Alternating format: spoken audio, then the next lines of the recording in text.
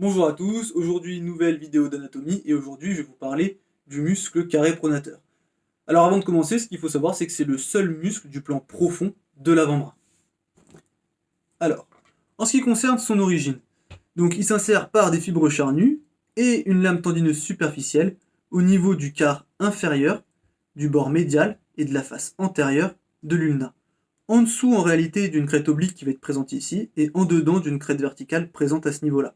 Alors ça, vous n'allez pas, enfin c'est pas bien représenté sur le modèle, mais en fait vous allez tout de suite le voir ici, donc on a notre ulna, ici on a notre crête oblique, notre crête verticale, et en rouge ici donc l'insertion ulnaire du muscle carré pronateur.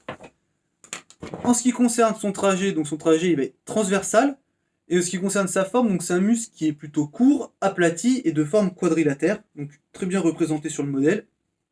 Voilà, donc il a cette forme-là. Ce que je peux vous dire en plus, c'est qu'il est plaqué en fait contre la membrane interosseuse, donc qui est représentée en vert ici, voilà, et en vert ici, et là on a le muscle carré pronateur. Et ensuite il va aller s'insérer par des fibres charnues au niveau de l'extrémité, enfin au niveau du quart inférieur du radius. Alors au niveau de sa face antérieure, de sa face médiale et du bord latéral, et il va déborder en fait au niveau de son extrémité inférieure. Alors en fait on voit pas trop son insertion au niveau de la face médiale ici, mais ce qu'il faut savoir c'est que le bord médial du radius dans sa partie inférieure va bifurquer, et donc va délimiter une petite zone triangulaire, et en fait son insertion elle va déborder à la partie supérieure de cette zone triangulaire.